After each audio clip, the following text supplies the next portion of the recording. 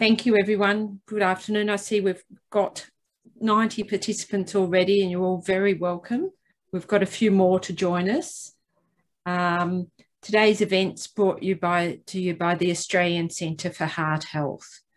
The webinars is called Supporting Behaviour Change, Skills, Strategies and Resources, and we're hoping to give you some skills, hoping to give you a lot of strategies and some resources as well. Just giving people a chance to join us at the moment, just giving a few more people a chance to join us. Just give them a few minutes. And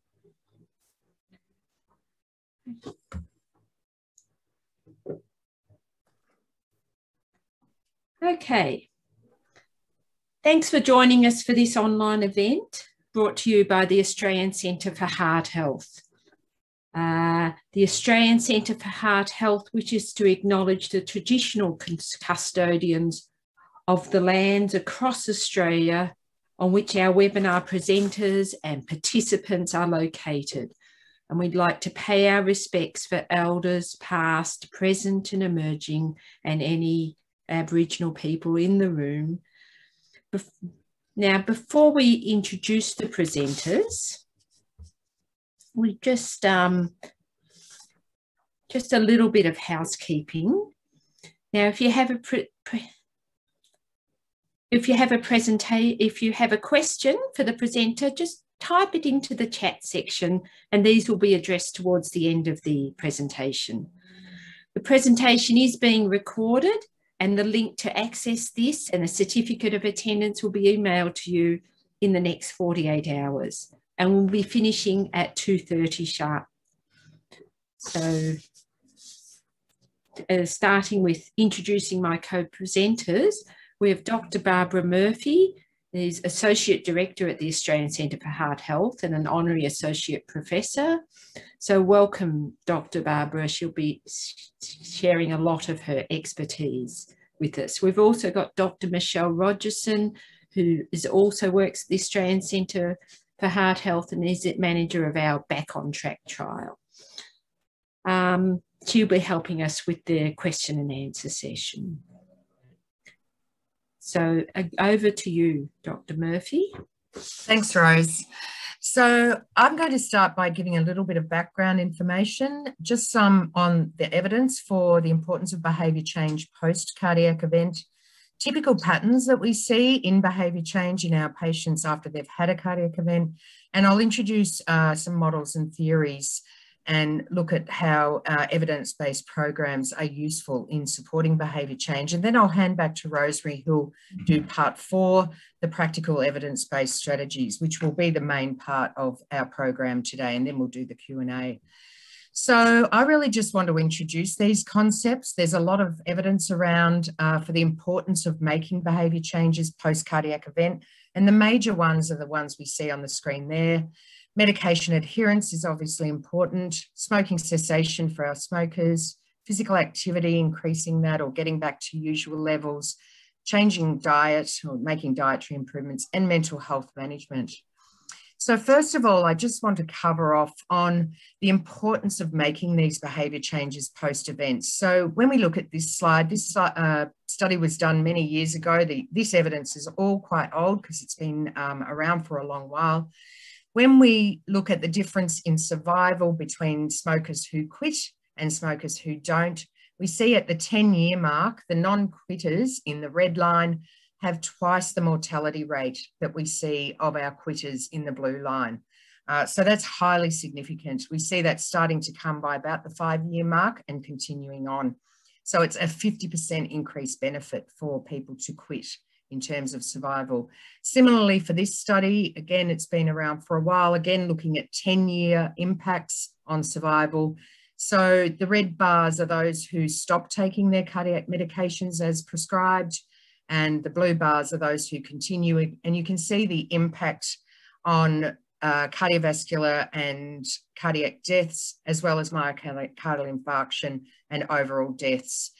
About, again, a 50% increased benefit on survival by taking medications as prescribed.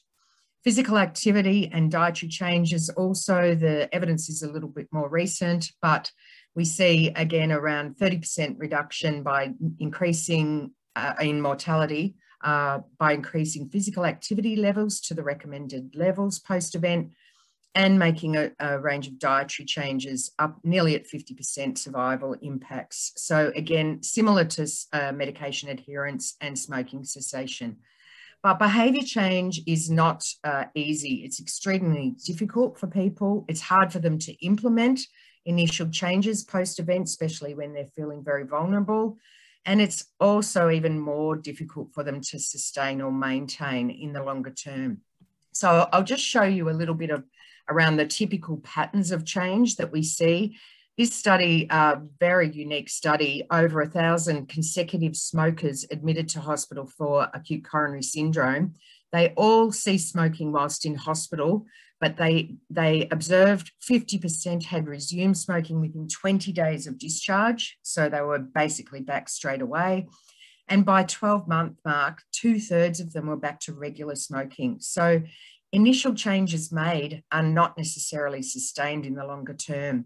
And for those who had resumed smoking, a 3-fold risk of death compared to the ones who maintain their quit status.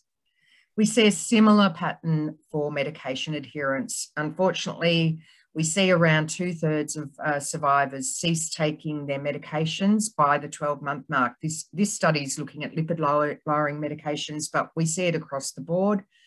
Many people believe it's no longer needed, that they don't need to take it long-term, or they're experiencing side effects and therefore stop taking it. And again, increased rates of rehospitalisation and death for those who don't take their medication, as I covered.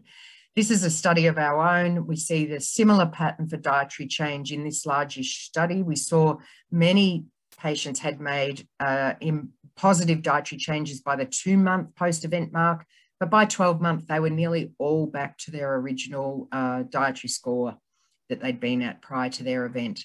We can see that the event is a very stimulating experience. It gives people a reason to make changes, plus they're going to cardiac rehab during that early period, but it's the long-term maintenance that's problematic.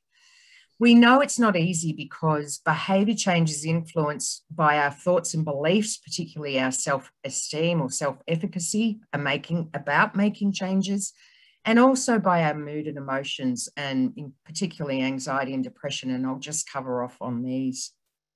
So there's a huge amount of evidence showing that by improving people's self-efficacy, which is their confidence to make changes, it will predict both their ability to make changes in the short term. In this case, that was predicting exercise at 2 months, and then predicting maintenance at 8 months in that first study. As the second study there, we see for smoking, predicted intention to quit and sustained abstinence at 6 months. Anxiety and depression, this is a study of our own. We saw that those who were experiencing anxiety or depression by the 2 to 4 month mark post-event were more likely to remain physically inactive, have a less healthy diet, more likely to smoke, and had less social support than those who were not experiencing anxiety or depression. So we know, therefore, self-efficacy and mood are problematic for maintaining behaviour change or even making it. So this is really where theory-based interventions come in, because theory-based interventions are more effective in supporting behaviour change than is just something like provision of information or improving people's knowledge. So when we say theory-based interventions, what we really mean are those that are informed by sort of psychological techniques such as cognitive behaviour therapy, motivational interviewing, self-regulation theory, the health belief model, which I will introduce briefly, and the COM-B model, which Rosemary will cover on. And the components of such interventions include things like addressing the unhelpful thoughts that we have, assessing stage of change in the behaviour change cycle, improving self-efficacy, and using strategies like action plans, coping plans, diaries, and self-monitoring tools. We need to also assist people with pros and cons of making these changes. We all know that it's positive to make them, but our patients or post-event survivors have many reasons why they're maintaining their poorer health behaviours. So we need to help to resolve their ambivalence about making these changes. Rosemary, again, will go into a lot about that.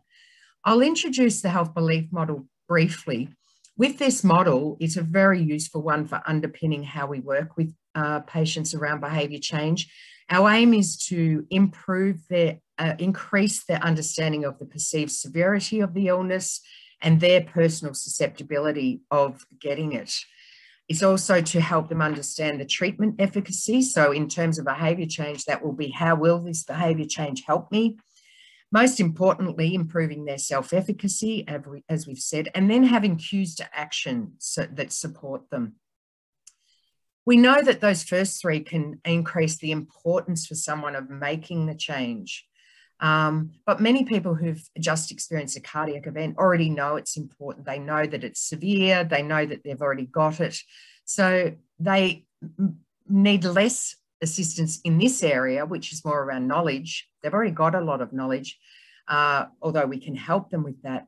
But most importantly, we want to increase their confidence. And Rosemary, again, will cover off a lot more on using these strategies of importance and confidence. Just to give you the evidence around theory-based interventions, and I've got a couple to quickly show you. This is a great study. In this, people all attended a 4-week cardiac rehab program and then were randomised to attend a CBT-based support program or usual care. In the red line, you can see they were the usual care people. After their cardiac rehab, they sustained their improved physical activity for a while, but it dropped off after the 2-month mark. In comparison to the CBT supported group, you see in the blue line, ongoing improvement, which is sustained even after the program finished.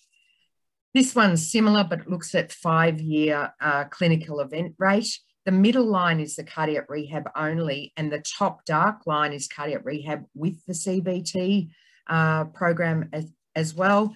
And you can see they had fewer clinical events by the 5-year mark. So again, our CBT is very helpful. A component of that is action plans. And in this study, they demonstrated that use of action plans predicts smoking cessation. And finally, our own studies, which some of you will be aware of, we developed the Beating Heart Problems program, which underpins all of our programs that we run through the centre. And we were able to demonstrate in an RCT that by engaging in the program, which we ran after cardiac rehab, so it was a secondary prevention program based on CBT, we saw patients reduce their 2-year risk of a recurrent event, reduce incident depression and severity, and improve their functional capacity and health behaviours. And Rose can speak a bit more about that towards the end of her presentation. So I'll pass over now to Rosemary to continue on. Thank you, Barbara. I'm sorry. I'm at the end of my... I'll stop sharing for just a moment and I'll reshare them again. Get into the right place, okay? Anyone who could see that, that would give you the speed of the speed session. Okay. Getting back to...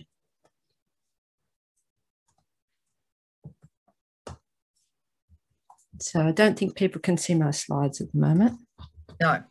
No, I'll just... I'm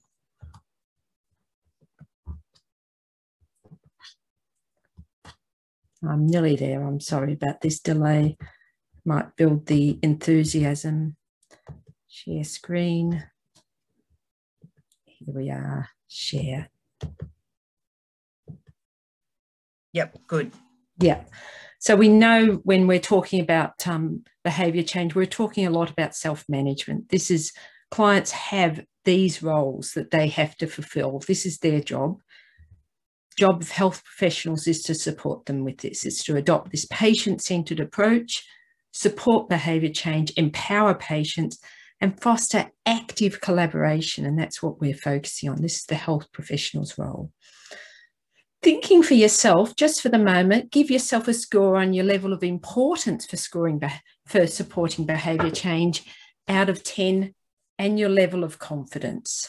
Just pull them out of the air. And now, in order for you to get higher so what Barbara's spoke to you about probably increases the importance. In order to get higher confidence, we need to probably get you understanding a bit more about behaviour. It's in order to address behaviour change. We need to get your curiosity up. People will probably have seen the biopsychosocial model, which means there's a lot of different factors that impact on behaviour change. That's you can help, but this is part of a much bigger context, okay? So people may have seen Prochaska and De Clementi's stage of change theory. This is a useful structure to have around when you're thinking about working with someone in behaviour change. None of these spots are the wrong spot for the person to be. You know, people can be at pre-contemplation, not thinking about it. They might be thinking about it. They might be preparing. They might be acting. They might be in maintenance. And these are all movable. We can go up and down, as you will have in your own behaviours. Another useful model, which I think sits nicely alongside the health belief model that Barbara talked to you about, is what's called the COM-B model, which is made up of capability, motivation, and opportunity. And it's all three of these that end up put together for successful behaviour change. So these are areas we have to be curious about. In order to support behaviour change, we have to be curious about a person's capability, the psychological and physical ability to do the behaviour. Motivation isn't just about, thinking slowly about whether I want to do it. It's also about these automatic mechanisms, the habits, the desires, the impulses that we have to harness when we're looking at behaviour change. And opportunity is having a physical and social environment that enables the behaviour. So you might have all the capability and motivation in the world, but if you don't have opportunity, that's an important part. So when you're working with people, be curious about all three of these. Barbara talked to you a little bit about social cognitive theory or self-efficacy.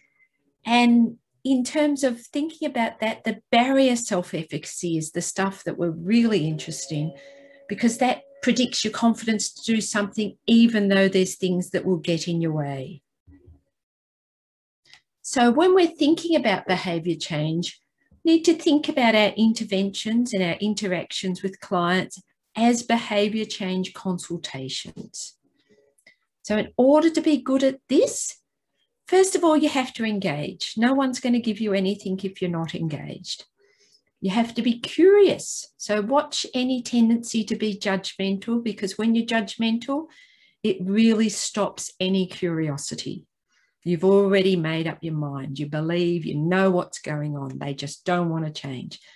So keep the curiosity and keep the engagement, and just support exploration. Importantly, many people who are making changes in behaviours have had a lot of unfortunate experiences with health professionals or family members, which aren't helpful in helping them to change. So raising issues without losing rapport is a real skill. Would you mind telling me more about? Instead of, are you still smoking?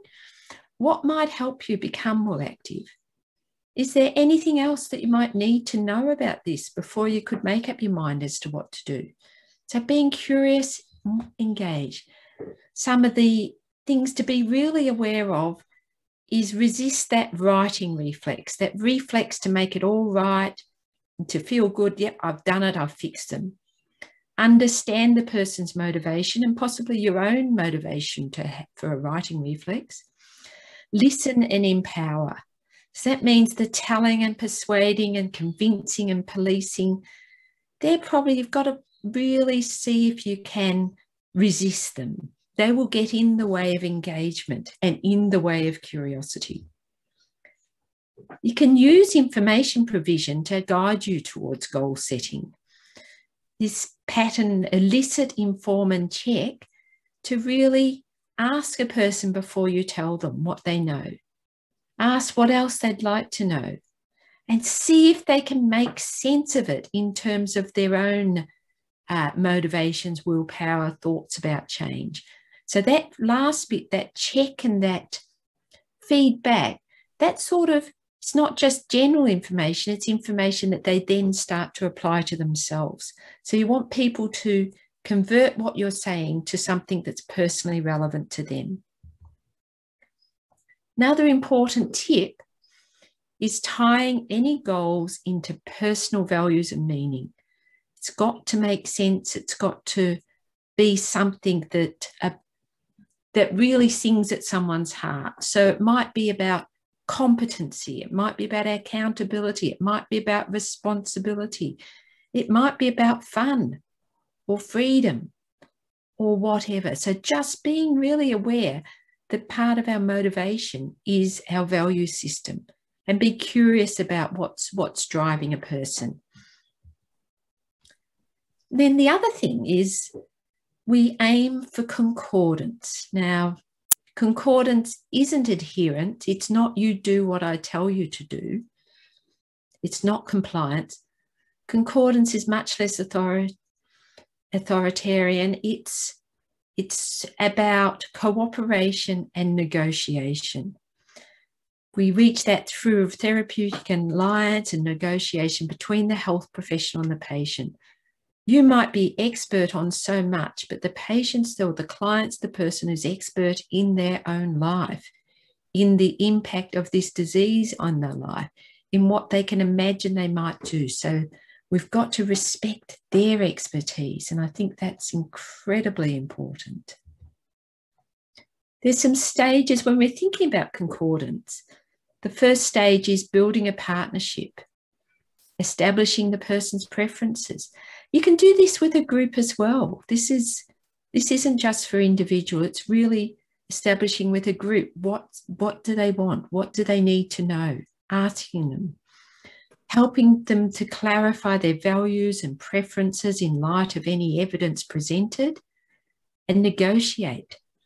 You want to address their worries and expectations and present evidence and come to an agreement.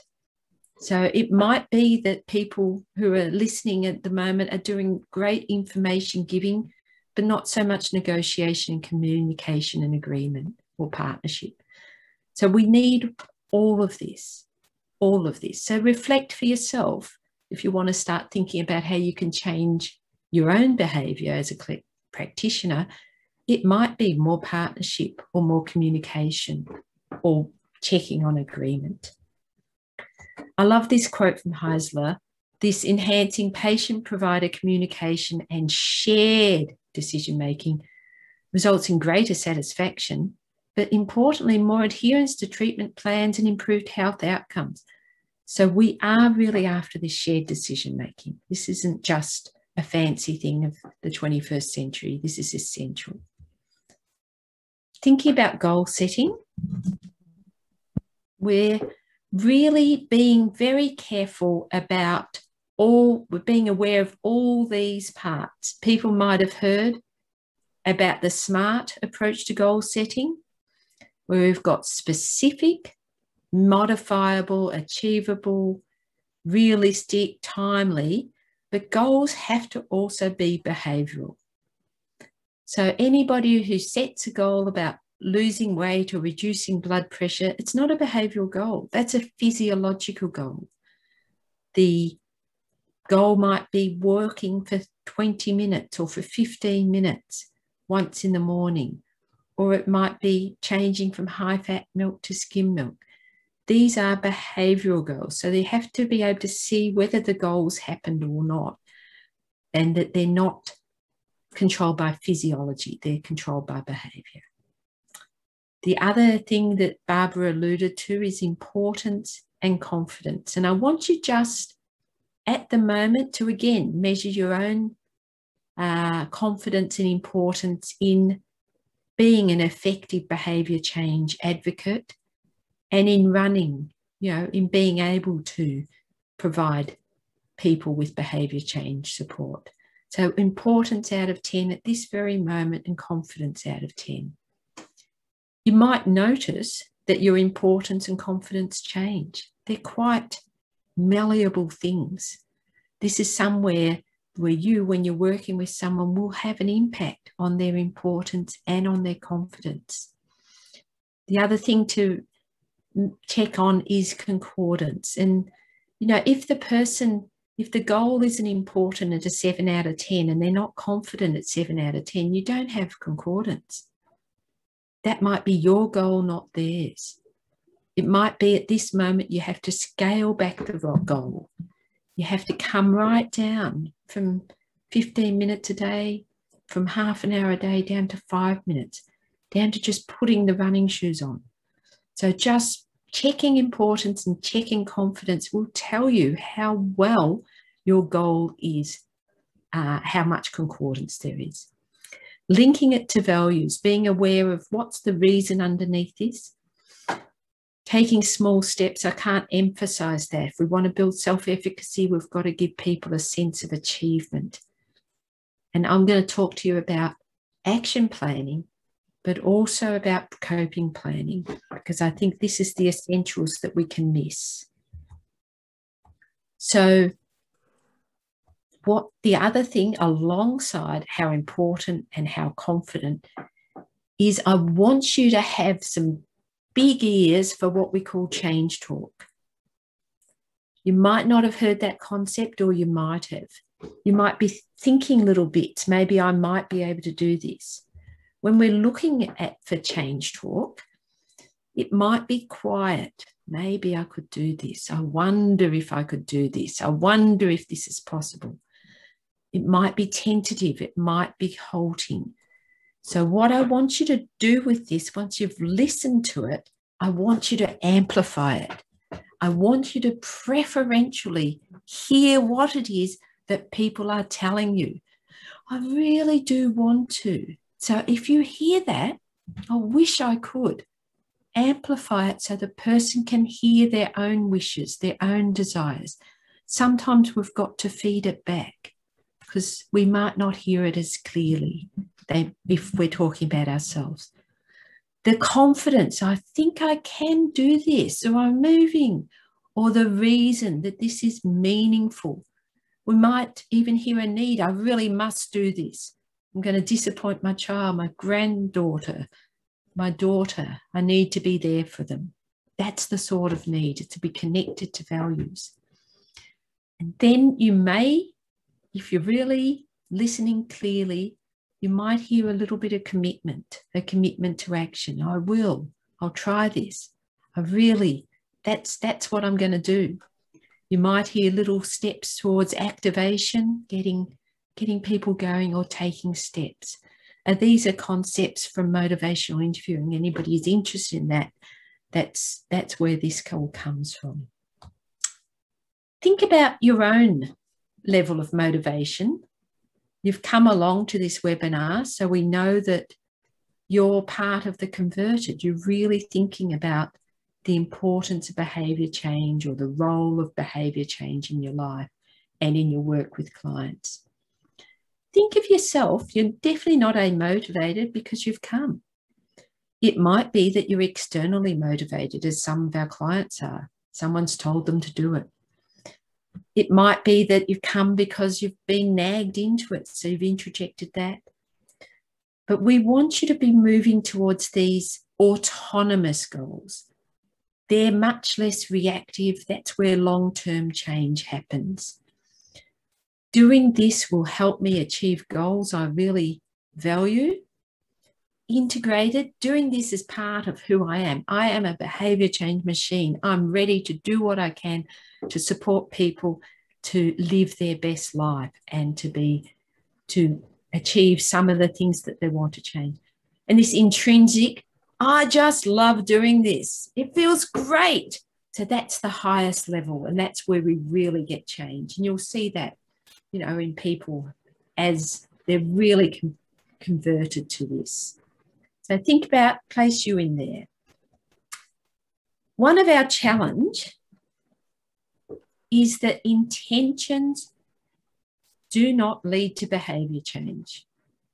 We'll all know that from our own life. You'll have had the very best intentions. There'll be people, we've got 178 participants here. We had 300 people registering. So that intention of coming didn't lead for everyone to coming.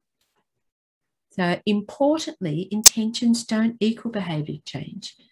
So we need, as behaviour change practitioners, to nurture these intentions. We're planting seeds, but we're growing them. So really be thinking that just because someone's got an intention, you've done a third of your work. Intentions explain about 36% of the variance in behaviour change. So they're not enough. They're necessary, but not sufficient. They're like the seed without the watering, without the fertiliser, without the sunlight. We need to do our bit to support this translation. How do we do that? I bet you're asking that, or maybe you're not. Maybe you're just asking, show me how to do this. So something that's been really part of Shneehota, which is some of the research that Barbara's showed you, that lovely research around adding the CBT, they'll be adding action plans and coping plans. This is what supports the translation of intention into plans. It's like seeds without sunlight. We need these as part of the sunlight in bringing these plans from intentions into actions. At the same time, more effective if barrier management. So we want barrier management, which is part of coping plans.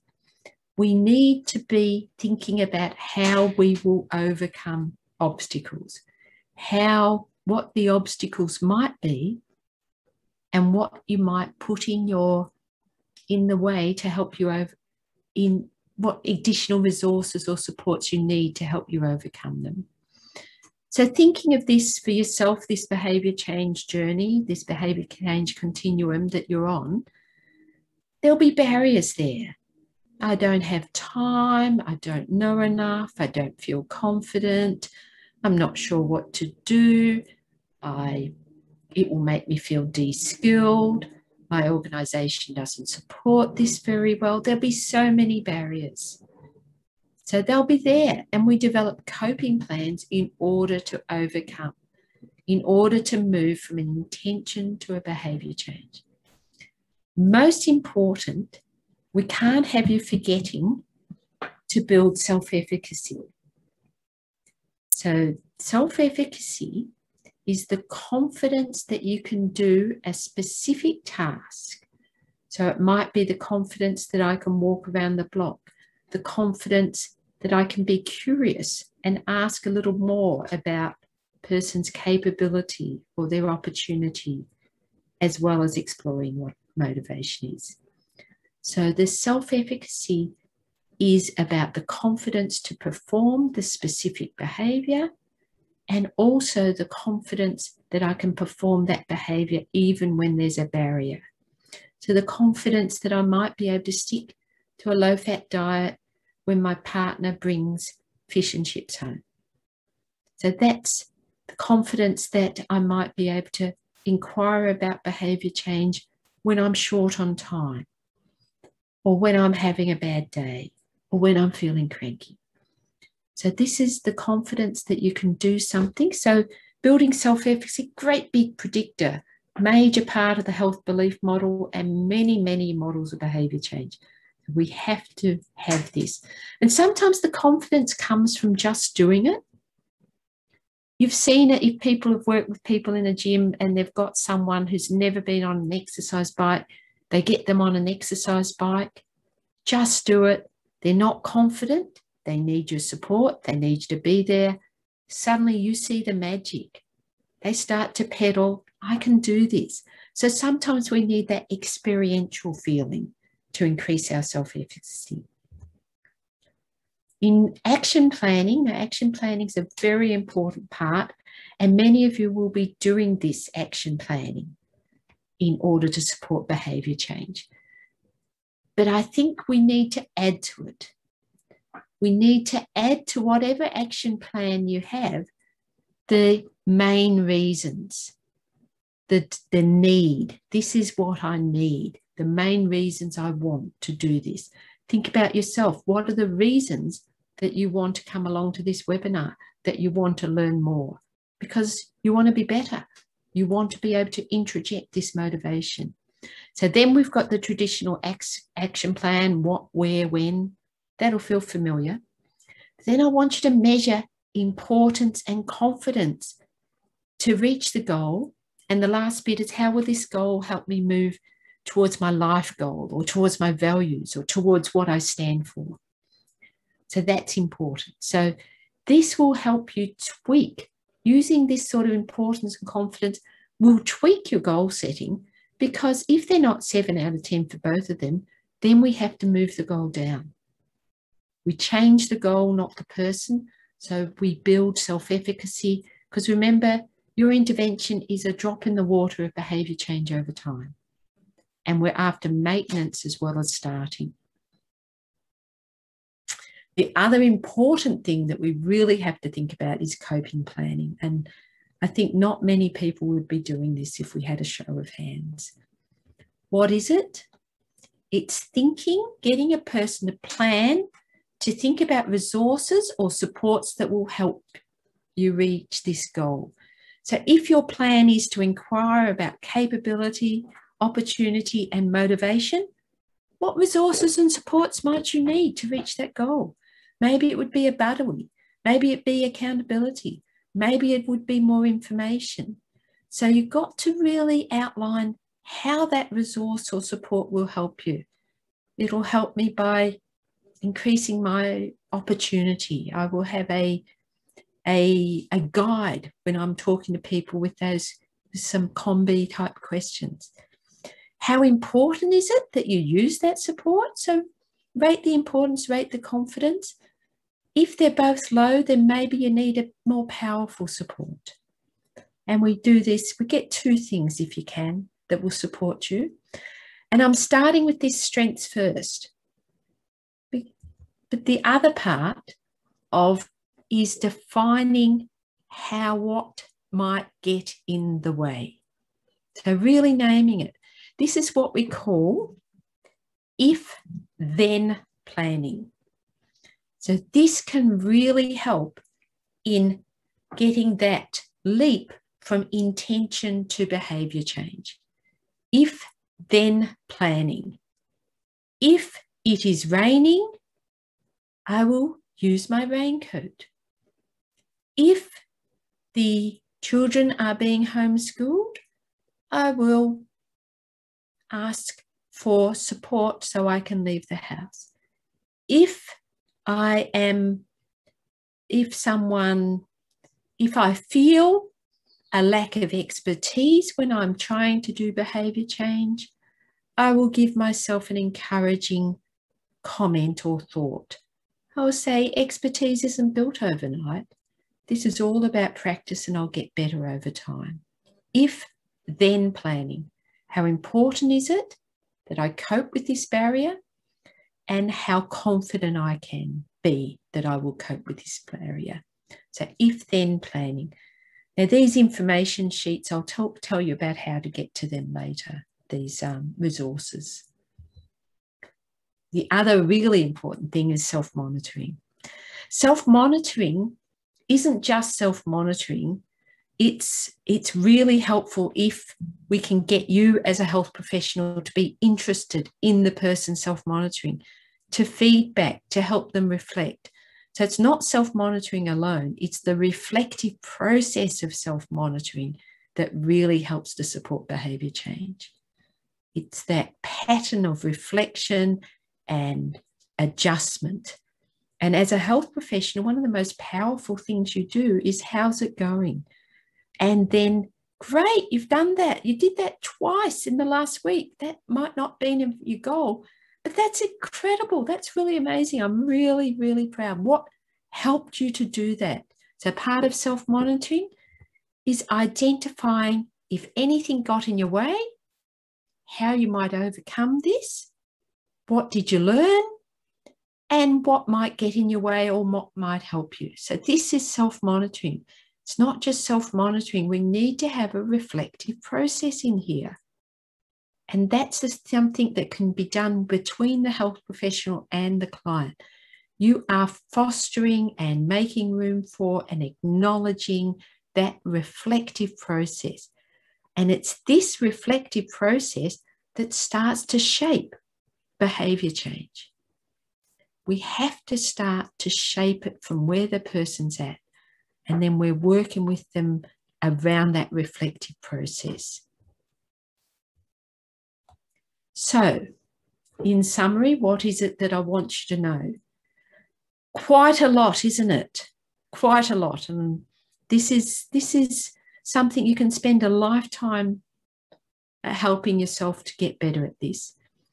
I want you to engage. I want you to use thoughts about concordance. Is this shared? Reflective listening, respect, and curiosity. I want you to explore health beliefs, stage of change, strengths, supports, importance, confidence, value. You might be thinking, I can't do all of that. Well, choose one. Choose one. If you've got 3 minutes, think about how important is this? How confident do you feel? What makes this so important? That's a values question. Who can help you with this? How can you bring some of your strengths and capability to this? So all of these are important to explore, even if you don't have the time to explore them all. Just choose one. So this is what I mean about small goals. I wouldn't expect anyone to be able to do all of this at once, but if you just added one of these to the way that you talk to people about behaviour change, I think you'll be surprised at what comes back in spades. And just really making sure that you think of what are the strengths and supports that you have for yourself to do this. Because it's not easy. Learning new skills is not easy. I love seeing the cat walk past. The other thing is we expect ambivalence. We expect people to want to change and not want to change. That's really common. That's human. We expect lapses. We expect people, to be on the way and then, have a hard week. Other things come in. Makes it a bit hard. You might have a lockdown, stops you from going to the gym. You might not like online Zoomy, Jimmy things. You're going to have lapses. People are going to have lapses, so we expect them and we prepare them. They haven't failed, and that's the important thing, and making sure that we don't think of lapses as a failure in the person's motivation or a failure in, it's a learning opportunity. Ambivalence, we all want to change and not want to change. You'll want to do more of this behaviour change stuff, but you'll feel really de-skilled. Your usual way of approaching things, you'll feel very confident. So expect yourself to be ambivalent about bringing this behaviour change consultation in. You want to enhance self-efficacy, enhance the person's confidence, even if you have to push the goals back to what seems minimal. That's why we've gone from just explore one of these, the COM-B or the health beliefs. We want to enhance action planning and coping planning and goal setting. So this is the way it is. This is what we want, and this is what we hope will lead to empowered, engaged clients.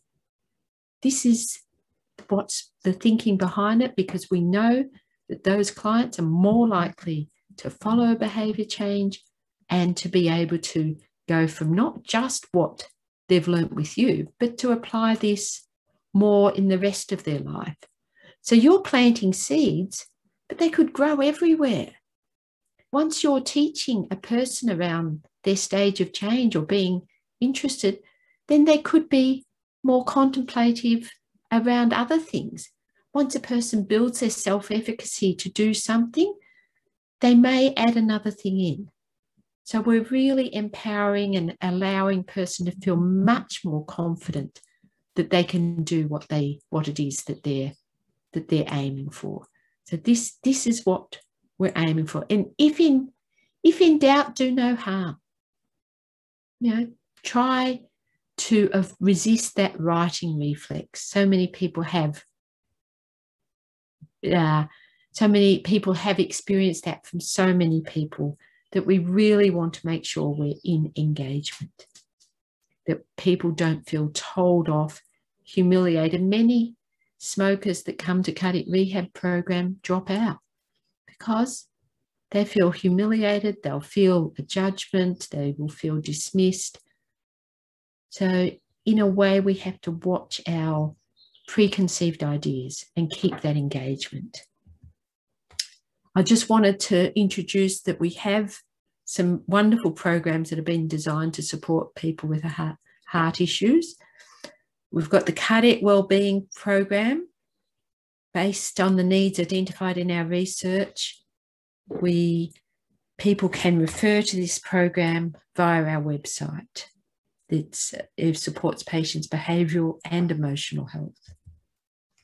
So it's got 3 components, not 4, sorry about that.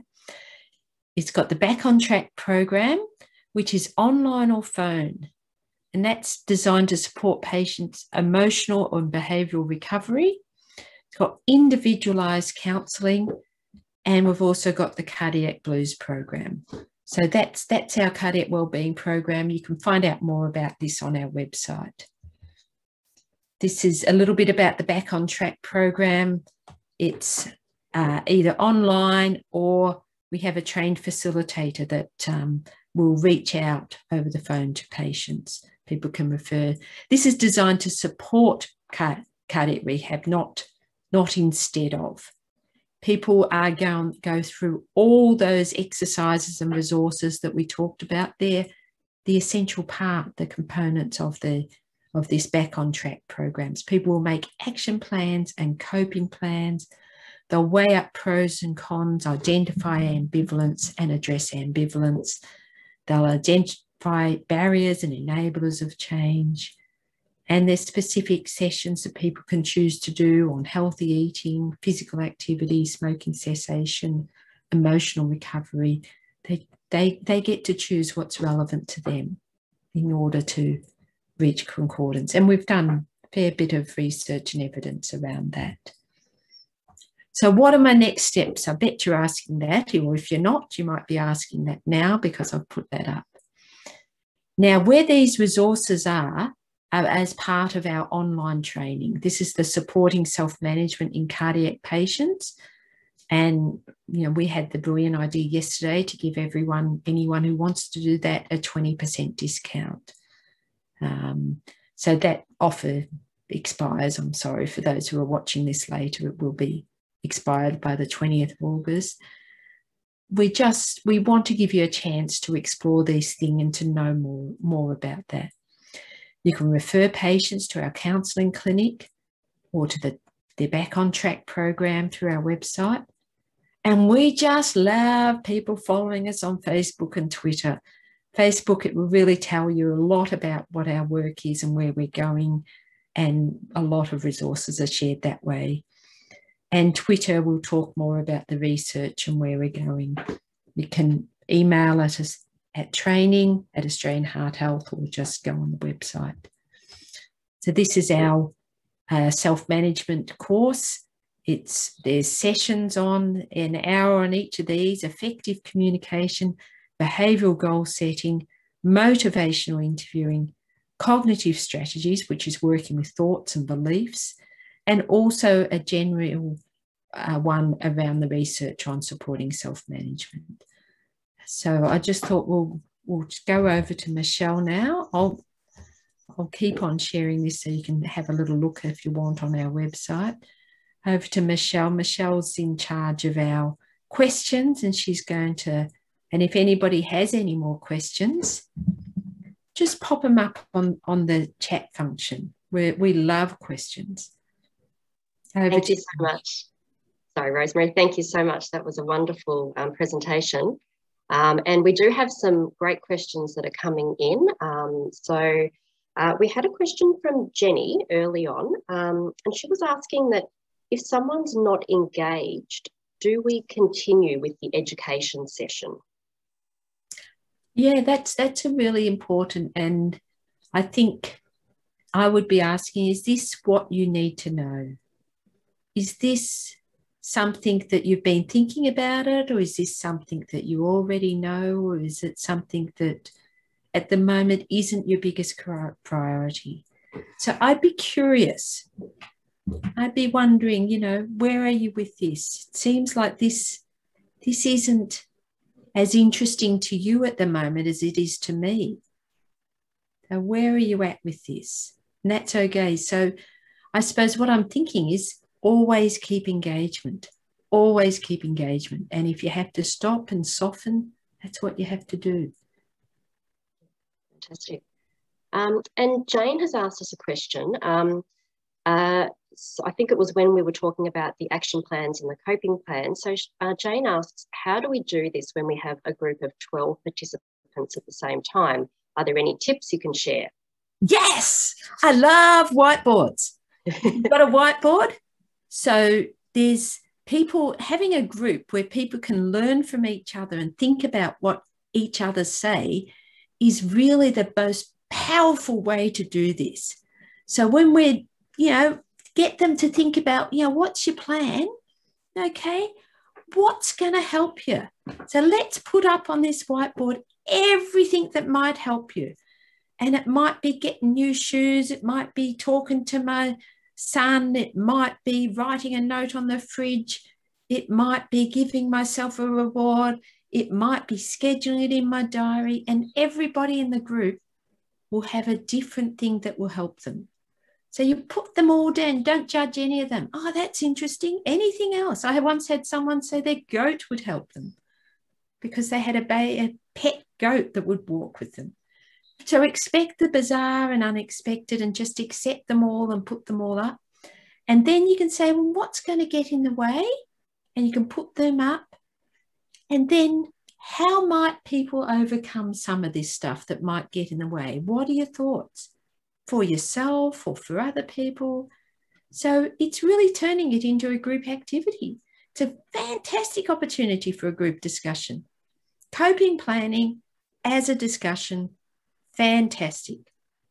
Reasons to change, getting people to tell you what might be some reasons that you might want to change. What might be some reasons that you might not. Not right or wrong, just be curious. Yeah, fantastic. And Charmaine asks, she's a cardiac rehab nurse, and she's asking with our CR program, should we not be covering the harmful effects of smoking as it might lead to guilt or shame? I would say, and hello to Charmaine, I've met Charmaine before, I would say really, I'd be saying, being careful who we're delivering this to, noting our audience, and maybe you could get them to tell you what they know. That might be a way of getting less didactic and finger pointing. So what do people know about this? And then I would really gently be saying, now we've got to really remember that this is a highly addictive behaviour and the cigarette companies are selling 3 trillion cigarettes a day. So this isn't just about you. These companies have created this product. And so we're not blaming a smoker. We're supporting smokers. And congratulations for coming in. And if you're just thinking about that, making a change, and most smokers, it's underneath, scratch the surface, you'll find someone who wants to be a quitter but has just given up or lost faith. So being empathic and kind is a really important, not judgmental. Yeah, keep engagement, really. That's what it's about. Yep, yep. And that's another comment that we've just had, or common question around that engagement is a huge proportion of our job.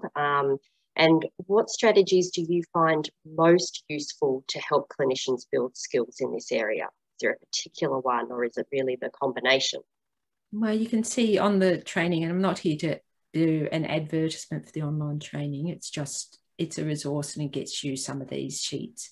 The effective communication, keeping curiosity, managing your own need to fix them, giving responsibility back. So the behaviour change is the person's.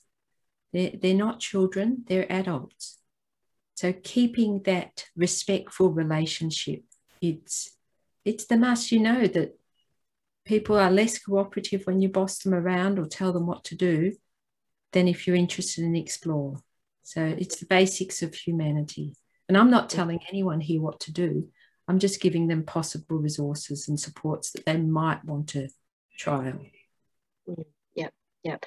And just to highlight, I think that Barbara has responded. I'm not sure if all the attendees have seen, but all of the action plan, coping plans, the resources are all available through the online training program.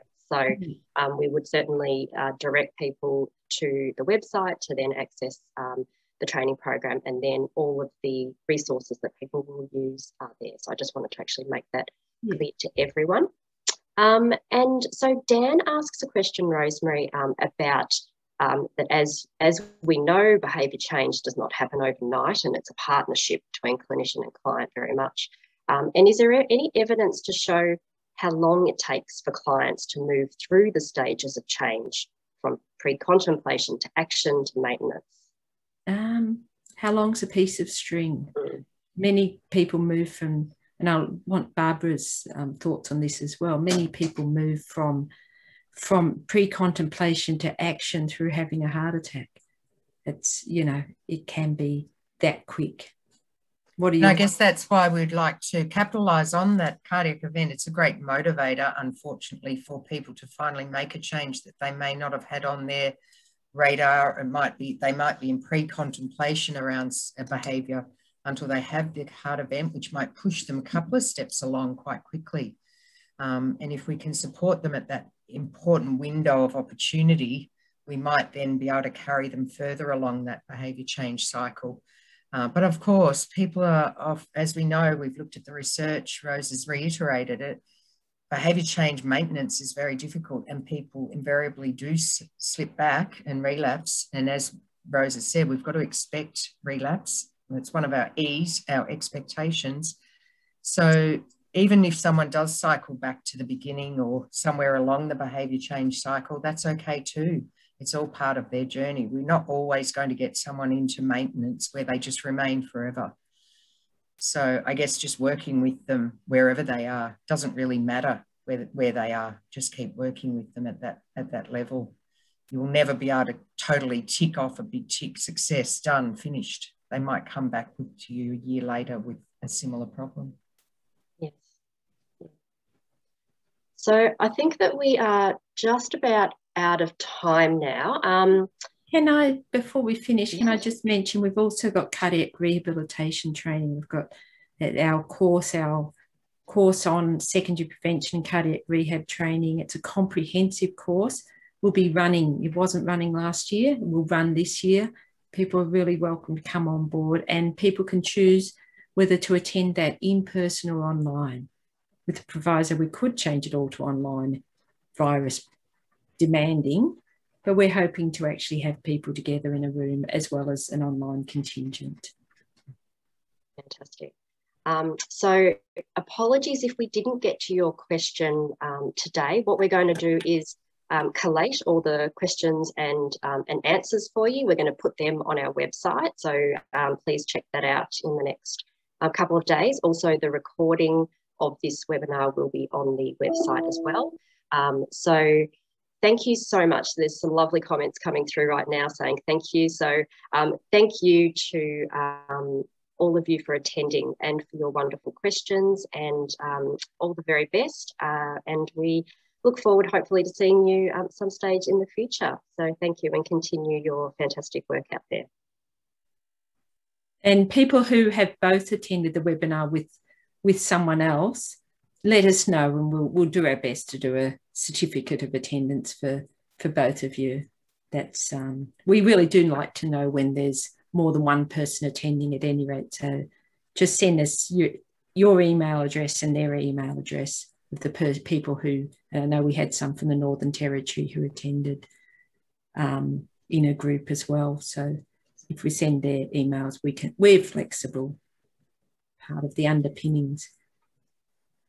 Oh, I'm glad. Thanks very much, everyone. Thank you.